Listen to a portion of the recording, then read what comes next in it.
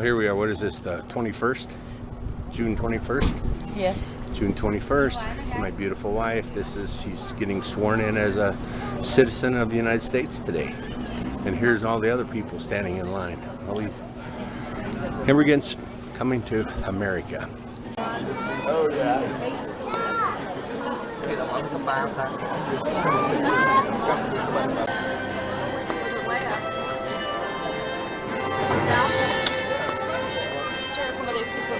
Excuse me, please. I'm sorry. Let me just get by.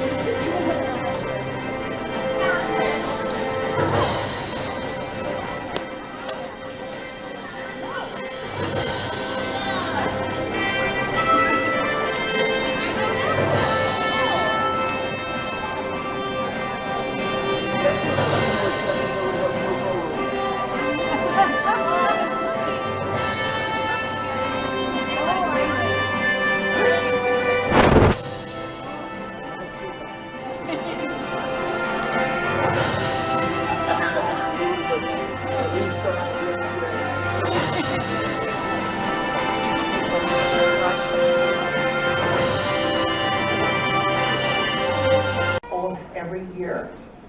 Here in North Dakota, more than 1,000 will take the oath this year. And this is the largest group that we've ever had take the oath at one time in the District of North Dakota. So Wow. I'm quite honored to be a part of that ceremony. The oath that you're going to take is on the back of the programs, and I invite you to take a look at that. I want to talk about that oath for just a minute. I'm going to talk about some of the promises that you will be making when you take that oath.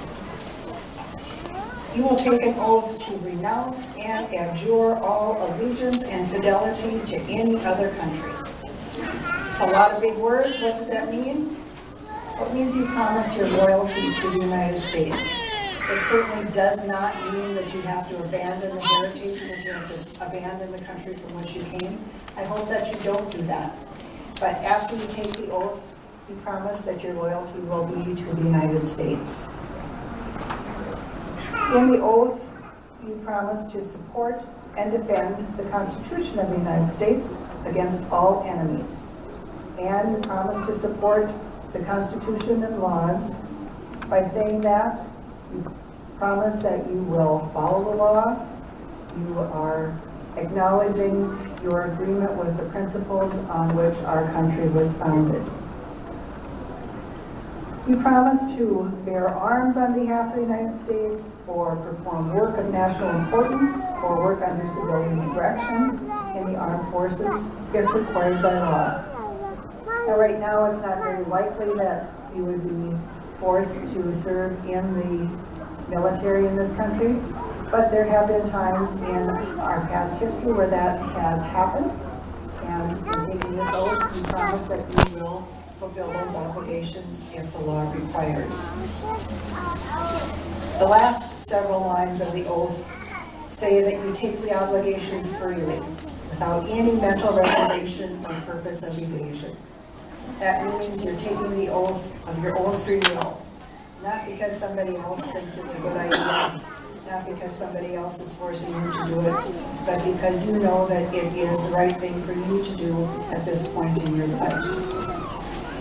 So, in taking the oath, you will be making some serious promises, and you will claim your rights as citizens of the United States.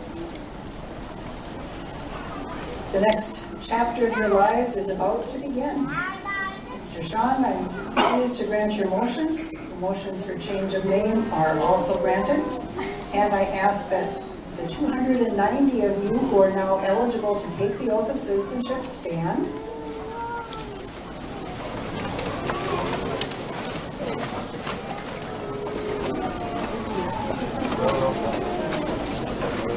You may follow along at the back of your programs if you want.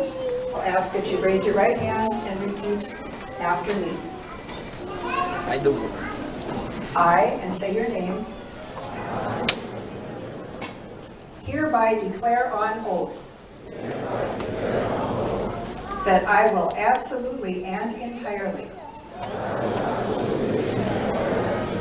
renounce and abjure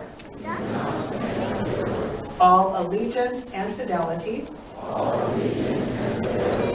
to any foreign prince, potentate, state or sovereignty, of whom or which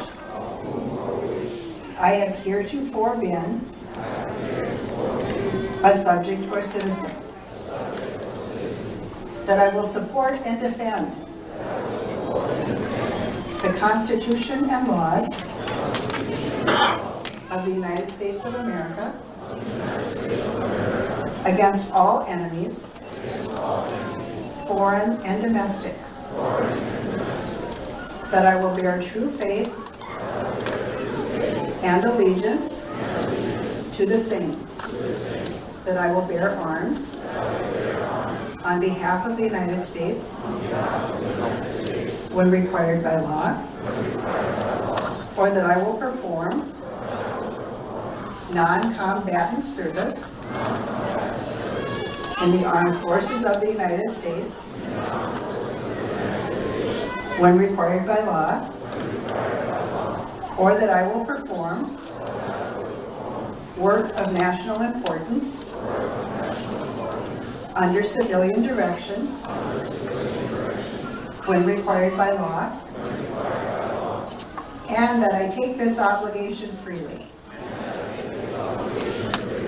without any mental reservation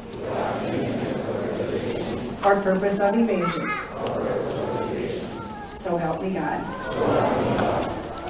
Please join me in welcoming these new citizens. Hey!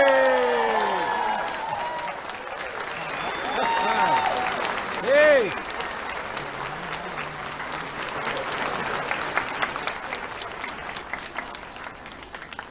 I'll ask that everyone who is here now stand. Maya Hewson is going to lead us in the Pledge of Allegiance.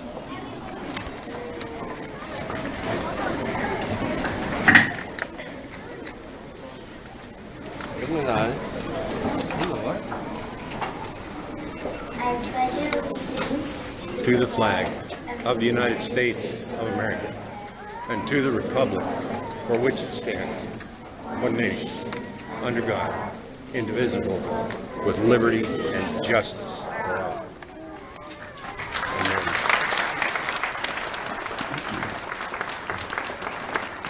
Amen. You may be seated.